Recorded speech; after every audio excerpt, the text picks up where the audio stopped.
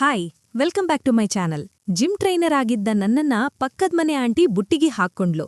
ಆದ್ರೆ ಅದನ್ನ ವಿಡಿಯೋ ಮಾಡಿ ಎದುರು ಫ್ಲಾಟ್ ಹುಡುಗಿ ಬ್ಲ್ಯಾಕ್ ಮೇಲ್ ಮಾಡಿದ್ಲು. ಕಥೆ ಸಿಕ್ಕಾಪಟ್ಟೆ ಇಂಟ್ರೆಸ್ಟಿಂಗ್ ಆಗಿದೆ. ಎಲ್ಲೂ ಸ್ಕಿಪ್ ಮಾಡದೆ ಕೊನೆ ತನಕ ಕೇಳ್ತಾ ಹೋಗಿ. ಸಿಕ್ಕಾಪಟ್ಟೆ ನಿಮಗಂತೂ ಇಷ್ಟ ಆಗುತ್ತೆ. ನನ್ನ ಹೆಸರು ಮಂಜಾ. ನಂಗೆ ಅಪ್ಪ ಅಮ್ಮ ಇಲ್ಲ. 5 ವರ್ಷ ಹಿಂದೆ ಒಂದು ಆಕ್ಸಿಡೆಂಟಲ್ಲಿ ತೀರ್ ಹೋಗಿದ್ರು. ಇಬ್ರು ಅಕ್ಕಂದಿರಿದ್ದಾರೆ. ಅವರನ್ನ ಮದುವೆ ಮಾಡುವ ಕಾರ್ಯದಲ್ಲಿ ತೊಳಗಿದ್ರಿಂದ ನನ್ನ ವಯಸ್ಸಾಗ್ತಾ ಇದ್ದಿದ್ದು ನಂಗೆ ಗಮನಕ್ಕೆ ಬರ್ಲೇ ಇಲ್ಲ ಬಿಡಿ. ಸದ್ಯಕ್ಕೆ ಈಗ ನನ್ನ ವಯಸ್ಸು 30. ಬೆಂಗಳೂರಲ್ಲಿ ಒಂದು ಬಾಡಿಗೆ ಅಪಾರ್ಟ್ಮೆಂಟ್ನಲ್ಲಿ ಇದ್ದೀನಿ. ನನ್ನ ಅಕ್ಕಂದಿರಿಬ್ರು ಅಪ್ಪ ಅಮ್ಮ ಬಿಟ್ಟು ಹೋಗಿದ್ದ ಊರಾಸ್ತಿಯನ್ನ ನೋಡ್ಕೊಂಡು ಅಲ್ಲೇ ಸೆಟ್ಲಾಗಿದ್ದಾರೆ. ಈಗ 1 ವರ್ಷದ ಹಿಂದೆ ಅವರಿಬ್ರಿಗೂ ಮದುವೆ ಮಾಡಿ ಕಳಿಸಿದೆ. ಕೈ ಖಾಲಿಯಾಗಿತ್ತು. ಹಾಗಾಗಿ ಇನ್ಸ್ವಲ್ಪ ತಿಂಗಳುಗಳು ಕಳೀಲಿ, ಅದಾದ್ಮೇಲೆ ಮದುವೆ ಬಗ್ಗೆ ಯೋಚಿಸ್ತೀನಿ ಅಂತ ಹೇಳಿ ಅವರಿಬ್ರಿಗೂ ಸಮಾಧಾನ ಮಾಡಿದ್ದೆ. ಏನ್ ಮಾಡೋದು ಪಾಪ, ಮಿಡಲ್ ಕ್ಲಾಸ್ ಹುಡುಗರ ಲೈಫೇ ಈ ಥರ. ಒಂದು ಸುಖ ಇಲ್ಲ, ಒಂದು ತೃಪ್ತಿ ಇಲ್ಲ. ಲವ್ ಮಾಡೋಣ ಅಂದ್ರೆ ಈ ಹುಡುಗಿರು ದುಡ್ಡಿಲ್ಲ ಅಂದ್ರೆ ಇನ್ನೇನು ನೋಡಲ್ಲ. ನಾನೊಂದು ಫೇಮಸ್ ಜಿಮ್ನಲ್ಲಿ ಟ್ರೈನರ್ ಆಗಿ ಕೆಲಸ ಮಾಡ್ತೀನಿ. ಬೆಳಗ್ಗೆ ಹೋದ್ರೆ ಸಂಜೆ ಹೊತ್ತಿಗೆಲ್ಲ ಸುಸ್ತಾಗಿ ಫ್ಲ್ಯಾಟ್ಗೆ ಬಂದ್ಬಿಡ್ತಿದ್ದೆ. ನನ್ನ ಪಕ್ಕದ ಫ್ಲ್ಯಾಟ್ನಲ್ಲಿ ಒಂದು ಹೈಫೈ ಫ್ಯಾಮಿಲಿ ವಾಸವಾಗಿತ್ತು. ಅವರ ಮನೆಯಲ್ಲಿ ಗಂಡ, ಹೆಂಡತಿ ಹಾಗೂ ಒಬ್ಳು ಮಗಳಿದ್ಲು. ಅವಳ ಗಂಡನ ಹೆಸರು ಶಂಕರ್, ಹೆಂಡತಿ ಹೆಸರು ಕಾವ್ಯ ಹಾಗೂ ಮಗಳ ಹೆಸರು ಚಿಂಟು. ಶಂಕರನಿಗೆ ಈಗಾಗ್ಲೇ 48 ವರ್ಷ, ಆದ್ರೆ ಇನ್ನೂ ಚಿಕ್ಕ ವಯಸ್ಸು 34 ವರ್ಷ ಆ ಕಾವ್ಯಗೆ. ಅದು ಅವರಿಬ್ಬರು ಅರೇಂಜ್ಡ್ ಮ್ಯಾರೇಜ್ ಆಗಿರೋದ್ರಿಂದ ವಯಸ್ಸಿನ ಅಂತರ ತುಂಬಾ ಜಾಸ್ತಿನೇ ಇತ್ತು. ಆದ್ರೆ ಕಾವ್ಯನ ನೋಡಿದ್ರೆ ಈಗಿನ್ನು 26 ವರ್ಷದ ಹರೆಯದ ಹುಡುಗಿ ಕಾಣಿಸ್ತಿದ್ಲು. ಒಬ್ಳು ಮಗಳಿದ್ದಾಳೆ ಅಂದ್ರೆ ಯಾರೂ ನಂಬ್ತಿರ್ಲಿಲ್ಲ. ಅಷ್ಟು ಸುಂದರವಾಗಿ ಮೇಂಟೈನ್ ಮಾಡಿದ್ಲು.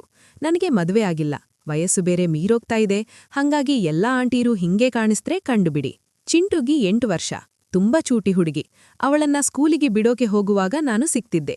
ಹೀಗಾಗಿ ಅವರ ಮನೆಯವರಿಗೂ ಮತ್ತು ನನಗೂ ಸ್ವಲ್ಪ ಸಲಗೆ ಇತ್ತು. ಕಾವ್ಯ ಜೊತೆ ನಾನು ಆರಾಮಾಗಿ ಸಲಗೆಯಿಂದ ಮಾತಾಡ್ತಿದ್ದೆ. ಅದು ಅಲ್ದೆ ಕಾವ್ಯಳ ಗಂಡ ಶಂಕರ್ ಮಾರ್ಕೆಟಿಂಗ್ ಮ್ಯಾನೇಜರ್ ಆಗಿ ಕೆಲಸ ಮಾಡ್ತಿದ್ದ. ಅವನಿಗೆ ಟ್ರಾವೆಲ್ ತುಂಬಾನೇ ಜಾಸ್ತಿ. ಹಾಗಾಗಿ ಊರಲ್ಲೇ ಇರ್ತಾ ಇದ್ದಿದ್ದೇ ಕಡಿಮೆ. ಇನ್ನು ನನ್ನ ಎದುರುಗಡೆ ಫ್ಲ್ಯಾಟ್ನಲ್ಲಿ ಇನ್ನೊಂದು ಫ್ಯಾಮಿಲಿ ವಾಸವಾಗಿತ್ತು. ಅಪ್ಪ, ಅಮ್ಮ ಮತ್ತು ಮಗಳು. ಆ ಮಗಳ ಹೆಸರು ದಿವ್ಯಾ. ಅವಳು ಇನ್ನೂ ಎಂಟೆಕ್ ಓದ್ತಾ ಇದ್ಲು. ಆದ್ರೆ ಬಾಯಿ ಜೋರು, ಸಿಕ್ಕಾಪಟ್ಟೆ ಜಂಬದ್ ಕೋಳಿ. ಹೀಗಾಗಿ ನಮ್ಮ ಅಪಾರ್ಟ್ಮೆಂಟ್ನಲ್ಲಿ ಅವಳನ್ನ ಮಾತಾಡಿಸೋದಕ್ಕೆ ಸ್ವಲ್ಪ ಭಯ ಬೀಳ್ತಿದ್ರು. ಅಷ್ಟು ಜೋರು ಗಂಟ್ಲು ಅವಳದ್ದು. ಮಾತಿಗೆ ಮಾತಿ ಕೊಡೋದಕ್ಕೆ ಯಾರಿಂದಲೂ ಸಾಧ್ಯ ಇಲ್ಲ. ಆದ್ರೆ ನೋಡೋದಕ್ಕೆ ಮಾತ್ರ ಸುಂದರಿನೇ.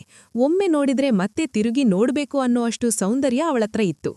ಆದ್ರೆ ಅವಳ ಅಹಂಕಾರ ನೋಡಿ ಯಾರೂ ಅವಳತ್ರ ಹೋಗ್ತಿರ್ಲಿಲ್ಲ ಅಷ್ಟೇ.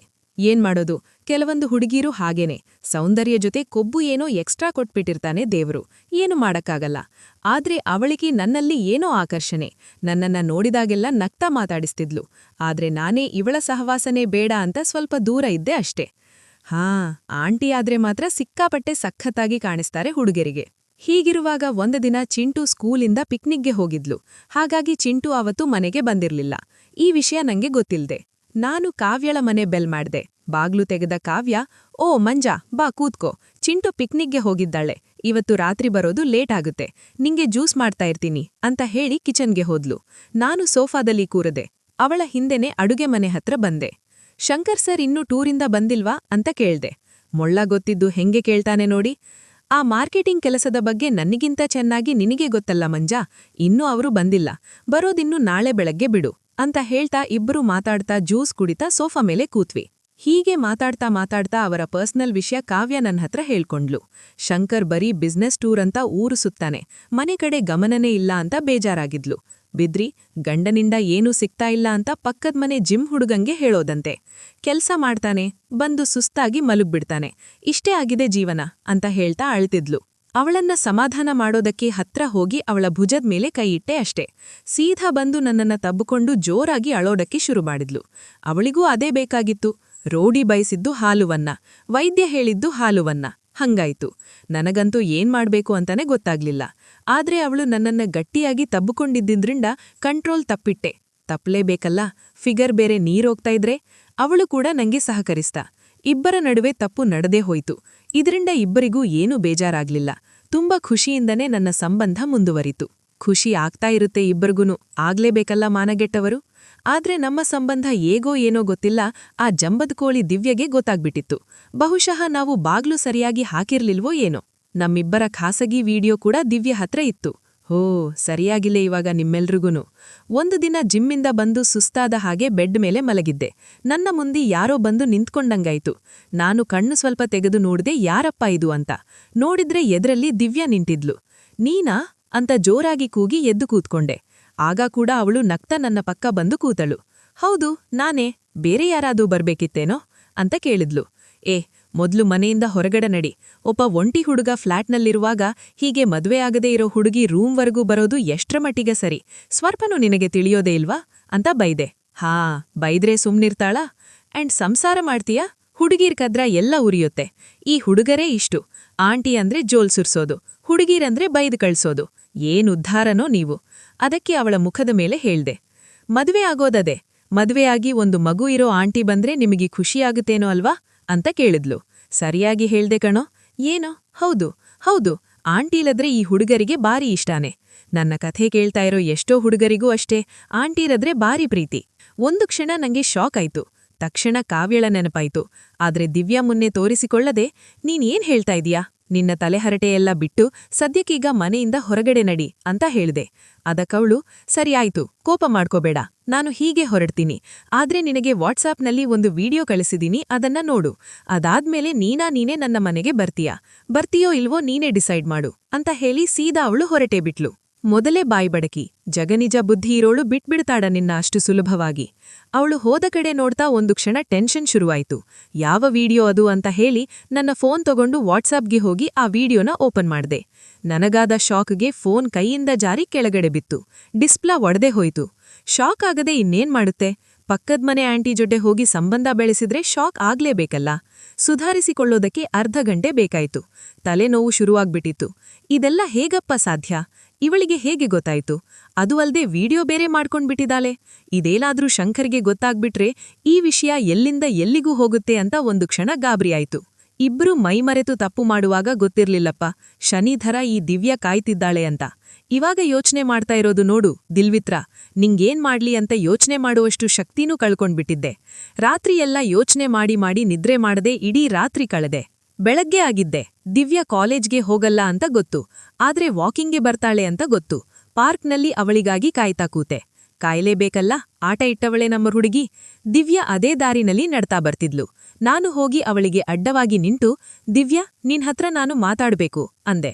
ಅದಕ್ಕೆ ಅವಳು ನಗ್ತಾ, ಹೌದಾ, ನಾನು ಕೂಡ ನಿನ್ಹತ್ರ ನಿನ್ನೆ ಮಾತಾಡ್ಬೇಕು ಅಂತಾನೆ ಬಂದಿದ್ದೆ, ಆದ್ರೆ ನೀನು ನನ್ನ ಮಾತು ಕೇಳಿಸಿಕೊಳ್ಳಲ್ಲೇ ಇಲ್ವಲ್ಲ ಅಂದ್ಲು. ನಾನು, ದಯವಿಟ್ಟು ಜೋಕ್ ಮಾಡ್ಬೇಡ ಪ್ಲೀಸ್, ನಿನ್ನೆ ರಾತ್ರಿ ನಿನಗೆ ಕಾಲ್ ಮಾಡೋಣ ಅಂತ ಅನ್ಕೊಂಡೆ, ಆದ್ರೆ ನನ್ನ ಫೋನ್ ಬಿದ್ದು ಒಡೆದು ಹೋಗಿದೆ, ಹಾಗಾಗಿ ಮಾಡಕ್ಕಾಗ್ಲಿಲ್ಲ ಅಷ್ಟೇ ಅಂದೆ. ಸಾಧಾರಾಮಿ ನಾಟಕ ಎಷ್ಟು ಚೆನ್ನಾಗಿ ಆಡ್ತಾನೆ ನೋಡಿ.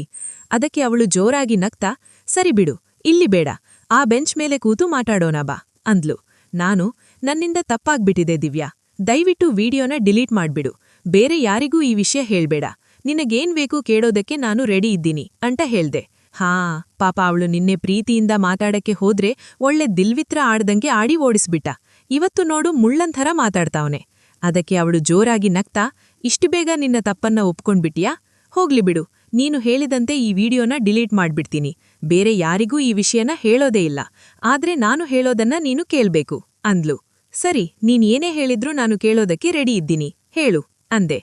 ಈಗಿರುವ ಅಪಾರ್ಟ್ಮೆಂಟ್ ಖಾಲಿ ಮಾಡಿ ಬೇರೆ ಕಡೆ ಮನೆ ಮಾಡು, ಹಾಗೆ ನನ್ನನ್ನ ಮದುವೆಯಾಗು ಅಂತಂದ್ಲು.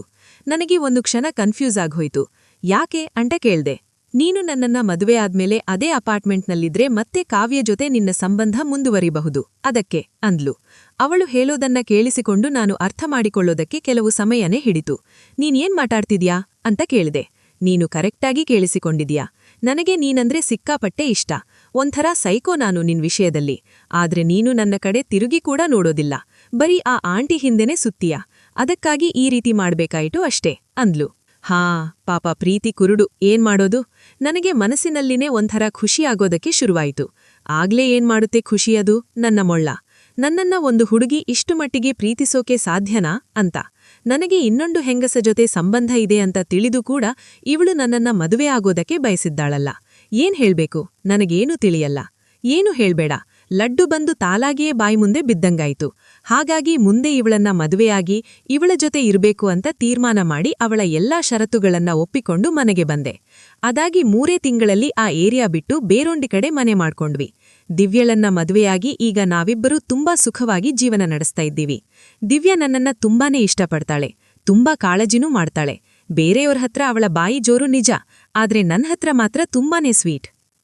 ಕಥೆ ಇಲ್ಲೇ ಮುಗಿಯುತ್ತೆ. ಹೇಗಿತ್ತು ಕಥೆ? ಸಿಕ್ಕಾಪಟ್ಟೆ ಸಖತ್ತಾಗಿತ್ತು ತಾನೆ? ಸೊ ಕಥೆ ಇಷ್ಟ ಆಗಿದ್ರೆ ಲೈಕ್, ಶೇರ್, ಕಮೆಂಟ್ ಮಾಡಿ. ಹಾಗೆ ಇದೇ ಥರ ಇನ್ನೂ ಕಥೆಗಳು ಬೇಕು ಅಂದ್ರೆ ನನ್ನ ಚಾನಲ್ನ ಸಬ್ಸ್ಕ್ರೈಬ್ ಮಾಡ್ಕೊಳ್ಳಿ. ಮತ್ತೊಮ್ಮೆ ಮೀಟ್ ಮಾಡೋಣ ಇನ್ನೊಂದು ಇಂಟ್ರೆಸ್ಟಿಂಗ್ ಕಥೆ ಜೊತೆಗೆ. ಬಾಯ್.